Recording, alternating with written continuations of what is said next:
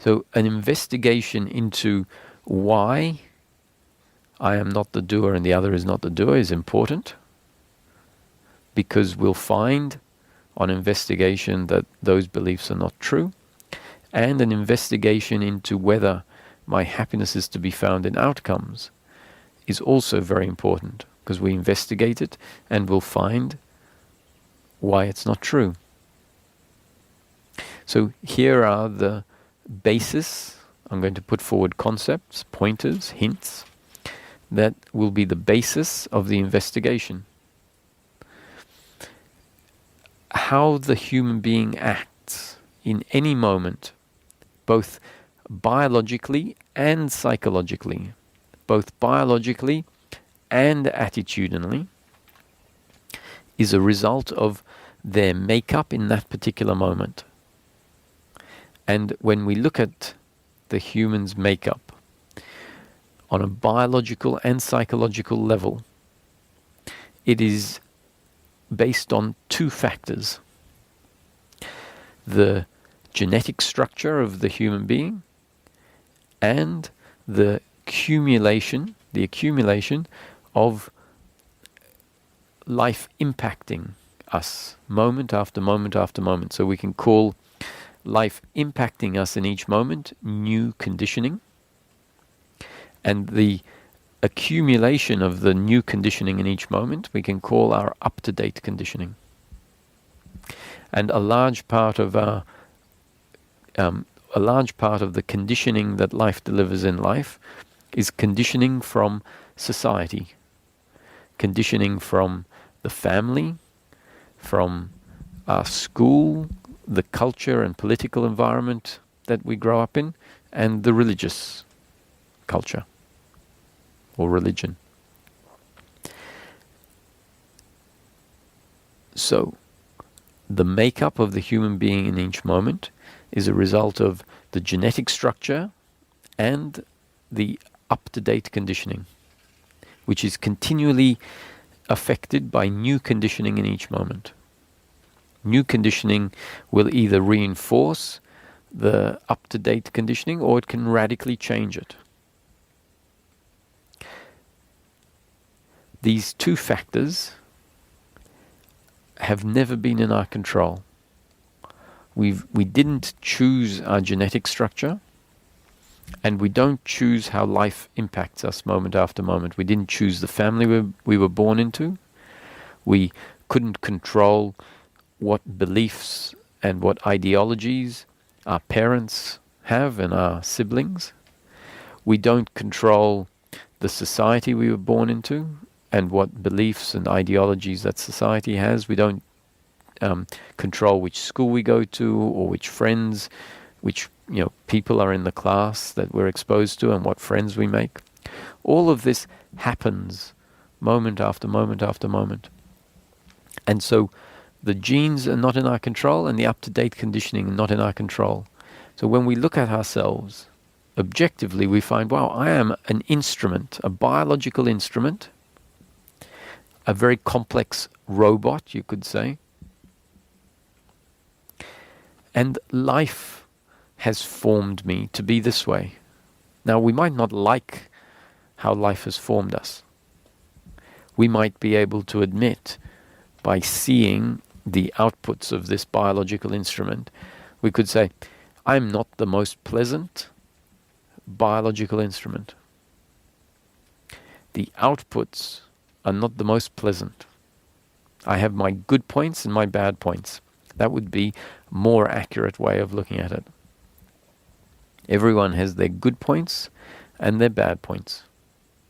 Some people have much more bad points than good points, and some people have much more good points than bad points. But essentially, no one is a perfect human being.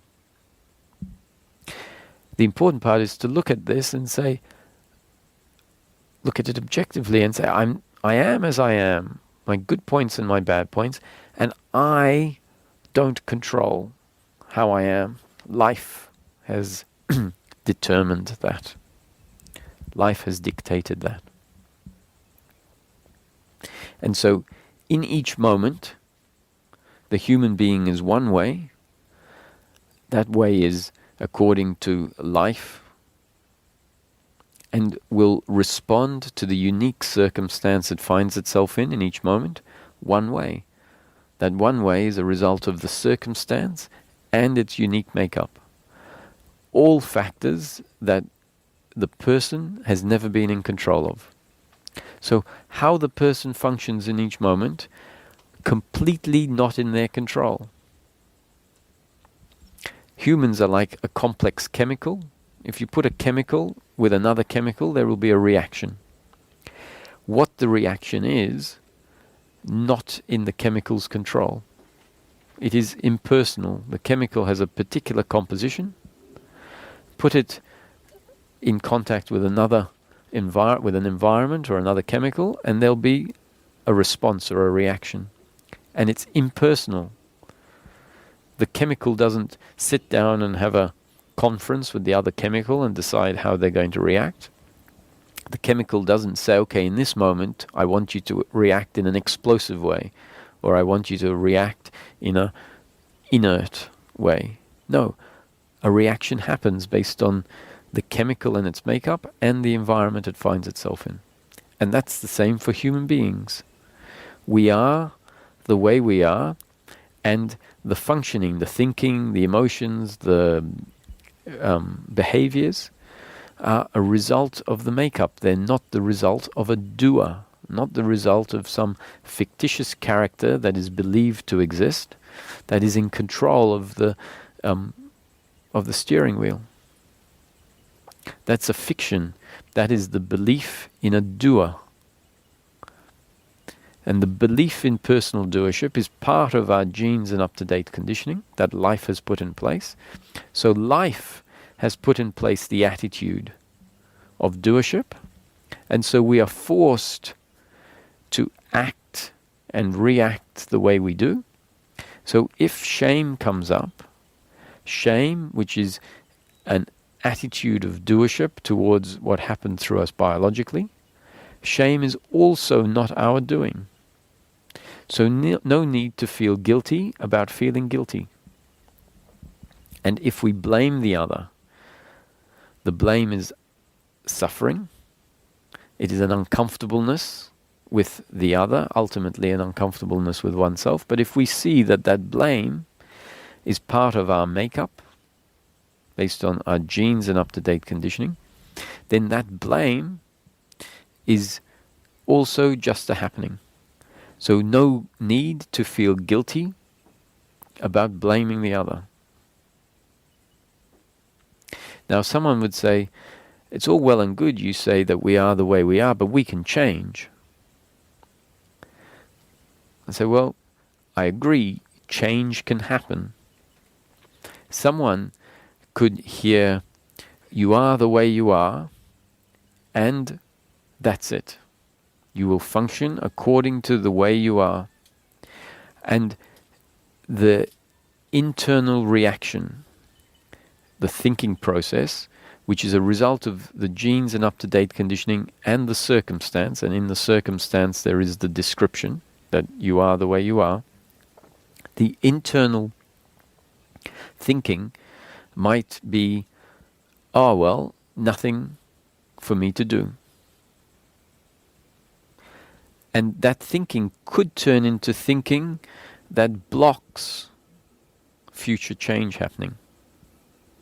But if that happens, that's life creating that reaction to these words. Now, someone might hear this, and the thought process in their head go, no, this isn't helpful to tell someone, because the fact is that we can change. In the next moment, we can change. And what you're saying is, too bad, this is the way it is. And I say, well, no, not exactly. I'm saying that the description is saying that in each moment we are the way we are. I'm not saying that change can't happen in the next moment. It can. And I wouldn't want this belief or this concept to be turned into a belief where someone then assumes that positive change or negative change can't happen. But if we look at the descriptions, we'll see that the description says that our up-to-date conditioning is going to change according to new conditioning. that comes in. And so the person that has an objection with what I'm saying might say, no, I'm going to tell this person that you can change, you just need to do this, this, and this different. And if you do this, this, and this different, then the outcome might actually be much better. So, for example, if someone complains about anger issues, instead of telling them that your anger is a result of your genes and up-to-date conditioning, the way you are in that moment, instead of saying that, why don't you tell them that they can change? Why don't you tell them that when they're in a painful situation and they feel anger about to explode, why don't you tell them to count to 10? To count to 10 and breathe deeply. Because that has an effect on the anger. And I'd say, that's great. We can deal with anger if someone sees that they are designed in a way that they get angry. Let's first acknowledge that that is a result of their genes and up-to-date conditioning at that point in time. And anger is what tends to happen. Now, you're an anger management expert. I'm just describing the dynamics of life. And the fact is that in that moment, their anger arises because of their genes and up-to-date conditioning, two factors that no one has ever been in control of. These two factors plus the circumstance they find themselves in. Now, that is very, very important information because it's accurate and it goes directly to the cause of our unhappiness. It goes directly to undoing the belief in personal doership. What the anger management person might not be realizing is that what we're really looking for is not to become a better human being, not to become a human being that doesn't get angry. That's what we think we're looking for. Remember, what we're really looking for is happiness, and happiness is the ending of unhappiness. And unhappiness is based on the belief in personal doership. So, let's deal with that problem. Then, if the person finds themselves in life being exposed to new conditioning from the anger management expert, that can happen. I'd have no problem with that. I wouldn't tell the person, don't waste your time. I would say, if you find yourself being exposed to the anger management man's understanding of how anger works, then that is life delivering new conditioning. And that new conditioning can affect your up-to-date conditioning. The outcome is not in our control. We don't know how the new conditioning is going to affect us, and we don't know what the outcome is going to be. It could turn out to be a very important bit of new conditioning for your anger. But let's realize your anger is on the level of your biological reaction. Your anger is on the level of pleasure and pain. So why not? If we can improve, or if life improves things on a level of pleasure and pain, that's great. We have more pleasure and less pain. However, let's not mistake that for our happiness. Let's understand that that is life delivering new conditioning, which means that in the next moment, we are still one way. We are the way we are in that moment based on our genes and up-to-date conditioning. We will function exactly according to that one way we are in that moment, which means even after the new conditioning, we might find ourselves getting angry as we always have. Or after the new conditioning, we might find a situation that would normally make us angry, not make us angry. What is important is not whether we get angry or not angry. That is pleasure or pain. What is important to our happiness is our attitude towards whether we get angry or our attitude towards whether we don't get angry. If we find ourselves not getting angry, and then our attitude is, look at what I have achieved. I now don't get angry. What has happened is life has changed us so that there is less pain in our life, but more suffering in the form of pride. And that suffering in the form of pride, which pride is one of the milder forms of suffering, but nonetheless suffering, what we'll find is that that has solidified our belief in personal doership, and that belief in personal doership will be in the system ready to judge and blame someone who delivers pain to us, and ready to judge and blame myself when, in the flow of life, I don't function in the same positive way as I'm functioning in the moment when I didn't get angry. And so what might happen is we improve life on a biological level, because actually life has improved it by delivering new conditioning, but our attitude hasn't changed. Our attitude of seeing ourselves not as the doer hasn't changed, and now we will feel pride, which is based on the false belief I'm the doer, instead of recognizing that life just delivered new conditioning that did or didn't have an effect on my biological reaction. So these concepts are new conditioning being delivered by life. The effect that they have on our genes and up-to-date conditioning is not in our control. But what the potential is that it has the effect of changing our up-to-date conditioning on the level of our attitude, meaning has the potential for changing our up-to-date conditioning on the level of the belief of personal doership and attachment to outcome. And although it's not in our control, if this new conditioning does start to change our up-to-date conditioning on the level of these beliefs, what we will see is that our reaction to life in the future will be based on our existing up-to-date conditioning, which is now different to what it used to be, because life has started to change it. And we might find that life on a biological level, life on the circumstantial level, will continue to unfold more or less as it did before. But our attitude to the flow of life might change radically.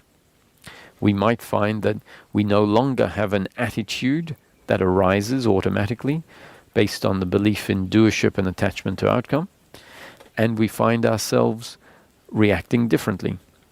Now that reaction, that different reaction, is not based on the belief that I am not the doer.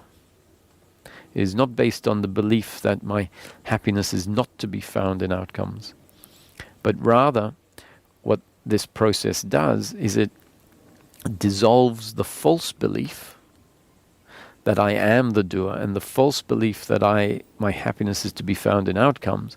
And then even the teaching itself, even the concept that shows us you are not the doer, your happiness is not to be found in outcomes, even that concept dissolves, and we find ourselves reacting in a way that is very different to before, meaning the absence of the reaction of doership.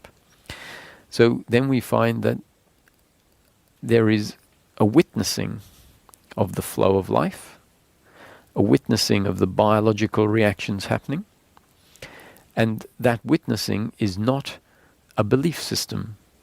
That witnessing is the natural attitude of the heart, the natural attitude of the human being without the belief in personal doership. So it turns out that our happiness is not a new belief system. We can say our attitude was based on a false belief system. So our suffering in the past was based on a false belief system, and it was an attitude which is a mentation, a mental movement. So our shame is essentially a thought, oh, I am not good enough, I am a failure. And in its condensed form, that thought, I am a failure, is a feeling. So our old attitude of suffering is based on a belief, and it was a mentation, it was a mental movement or a feeling of shame, blame, pride. It turns out that our happiness is not a mentation. It's not a mental activity. It is the absence of the old mental activity and the presence of presence. The aspect of the human being that simply doesn't react to the flow of life in the way it used to. The absence of the old reaction to the flow of life. So the human being without the belief in doership and attachment to outcomes will still biologically react to the flow of life. In fact, the biological reaction, we could say, is part of the flow of life. Someone pushes the body and it can be painful. You could be pushed and it's painful, and you could bump into the wall and it's painful. That is pain in the moment. And the body reacts internally, the pain, the pressure of the wall, that is a biological reaction. And then the body can push back. That too is a biological reaction. That's going to continue to happen. But now the old attitude that would blame the other for pushing me and then feel guilt for the fact that I pushed back, thinking, oh, I shouldn't have pushed back. That old attitude is gone, and the new attitude will be one of understanding that this is life unfolding exactly as it's destined to unfold, that it was destiny for the other in this circumstance based on their genes and up-to-date conditioning to push me. It was my destiny to be pushed and feel the pain. And it was destiny for the body to push back as a biological reaction given the circumstance. And on it goes. On life goes. But without the old attitude of blaming the other and feeling guilt. But the following of what you say, for me it's like a belief. Yes, if we end up just having this as where we hear the concepts and we take it on as a belief, where we say, oh, this was a happening, it was destined for that person to push me, and destined for me to feel pain, and destined for me to push back, then that's not peace of mind. That is a new belief that is essentially covering up the suffering that will be arising inside.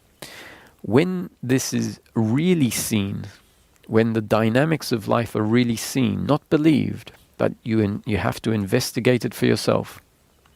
And a suggestion Ramesh used to put forward is this investigation can take the form of a little exercise you do once a day, until you become absolutely convinced, based on your own investigation, that you are not the doer and the other is not the doer.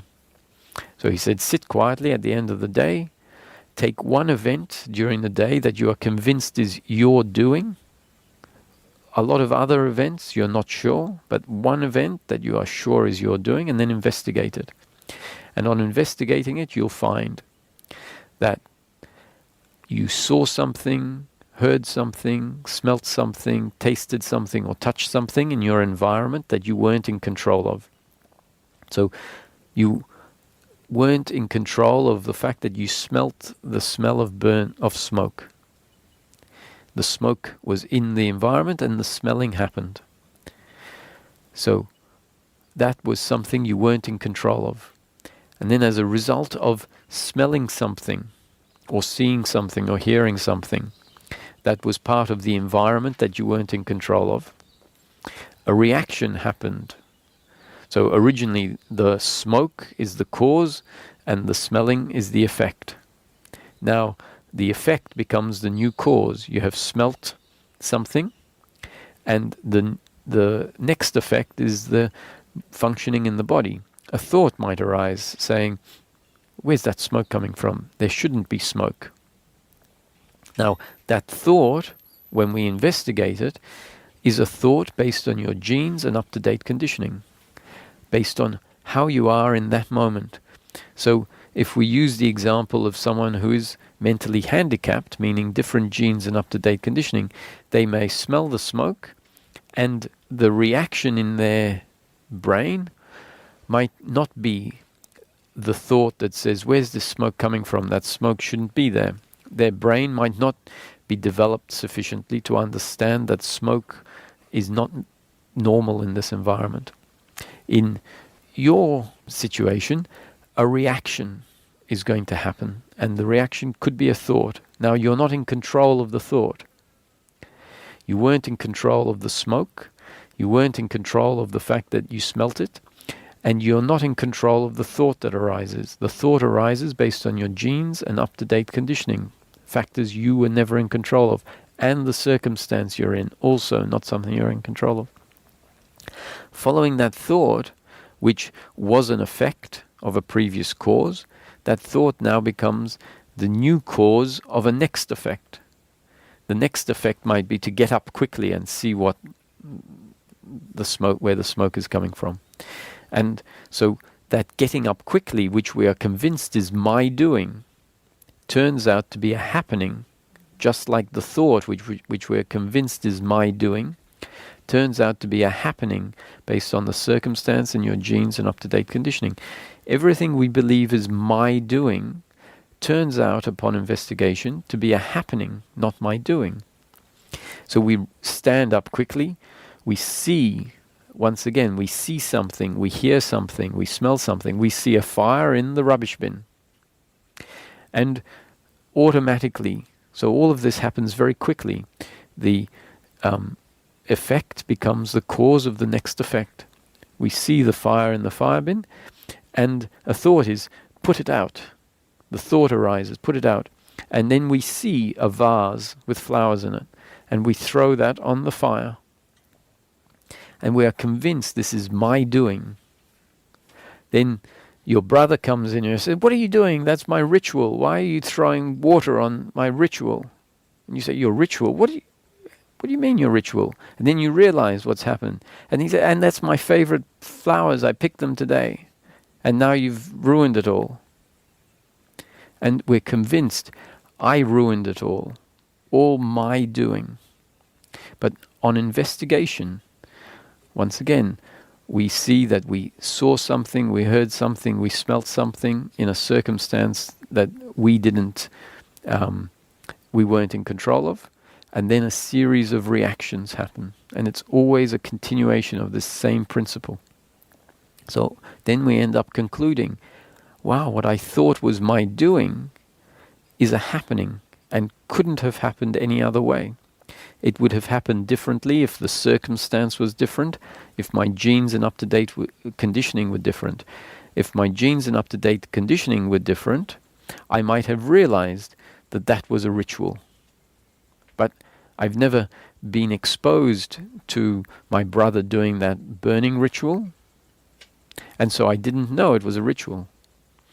As a result of that experience, which is new conditioning in life, next time I smell smoke, the thought might arise, that could be my brother doing his ritual, but I'll go and check anyway. And we see the fire in the same bin, and we see my brother sitting there looking at the thing, and we go, that's a ritual. Because our genes and up-to-date conditioning are different. So this is investigation we can do day after day after day. And we'll find that whenever we investigate anything that we believe is my doing, if we follow these principles, we'll come up with the conclusion, not my doing, but a happening. And at the end of a month of finding time and time again that what seems like my doing is a happening, we'll then have our own evidence, not a belief, but our own evidence, whereby we say, I cannot believe anymore that what happens in each moment is my doing. I completely see from my own investigation that it's all a happening. Sometimes positive outcomes, sometimes negative outcomes. The outcomes not in my control. The actions not in my control. And so then, when life happens, the old attitude of doership has dissolved, so we can't feel guilt. We can admit that the outcome is not great. I threw the flowers away. I ruined the ritual. Not a great outcome. But guilt, thinking that I am a failure and I should have done it differently, doesn't arise, because the dynamics of life are clearly seen. And so then what we find is we don't even end up with the story that this was a result of my genes and up-to-date conditioning. That story is useful while we are still in the process of dissolving the old beliefs in doership. And at some point, after having lived life, seeing it like this day after day after day, because as we then live life with this deep understanding, every time we look at life, we see it as this impersonal happening. We see someone getting angry and we think, of course, they're in a circumstance that is not in line with their preferences, and as a result of their genes and up-to-date conditioning, anger is arising. So we might be sitting at the coffee shop looking at all of these people interacting differently. Someone getting angry with the waitress for having spilt over their drink. Or angry, and we see it and we go, oh look, it's a happening according to their genes and up-to-date conditioning. And eventually we see life like this. We don't need a commentary about it anymore. So then we see anger arising in me from time to time, and there is a silence, not a belief, but a natural silence about the anger. So the anger is loud, but the judgment about the anger is not there.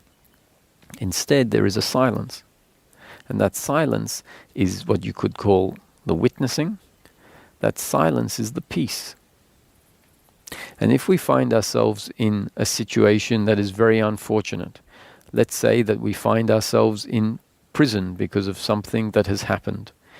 Let's say we are even wrongly accused. This that has been explained this morning is really saying that our happiness is not circumstantial. Our happiness is all attitudinal. And if we accept that life is unfolding according to a source or a force that I am part of the unfolding story of life. I am not the creator. I am part of the unfolding story of life. And that however life unfolds is determined by this moving force. Life and the force are one. Then we might be able to find ourselves in unfortunate circumstance, in prison, for example, but without the attitude of guilt and shame, without the attitude of blame and hatred towards those people that have wrongly accused us, without the attitude that says my happiness is to be found in me being physically free. This attitude that is available even in an unfortunate circumstance like being in prison, where undoubtedly the circumstance is going to be far more painful on a circumstantial level than being in daily life where you are free. With the right attitude, we will be able to be completely happy even in painful circumstance. So Nelson Mandela, wise as he was, when he was leaving the gates of the prison, he quoted that he realized that if he left the gates and still harbored resentment and hatred for those people that imprisoned him for that many years, he would still be in prison. So what he was referring to is an attitudinal prison. The fact that he was physically free wouldn't mean very much on an attitudinal level if he still hated his jailers. And similarly, he could find himself with that attitude inside the prison and be free on an attitudinal level. And that freedom from guilt, blame, pride, worry, and expectation turns out to be human happiness. It turns out to be human happiness which we come to know for ourselves, because it does more than just leave us free of suffering, but it allows a recognition of the essence of the human being to be seen. And in the absence of suffering, we find that that is more than enough. The fear of death falls away because of something very interesting. This peace with just being in this moment means that there isn't the need to be happy in the next moment. The happiness is available in this moment. Therefore, the belief that my happiness is to be found in outcomes in the future falls away based on our own experience of being happy now. And then when death is imminent, there is no fear that I won't have happiness in the future, because in each moment there is happiness now. And the mind won't understand this. The mind will say, yes, but I need to know that I am going to be here indefinitely. And the unexplainable mystery is that our own presence is more than happy with the fact that it exists now. More than happy meaning it doesn't require any more happiness as a result of knowing that it is going to exist in the next moment.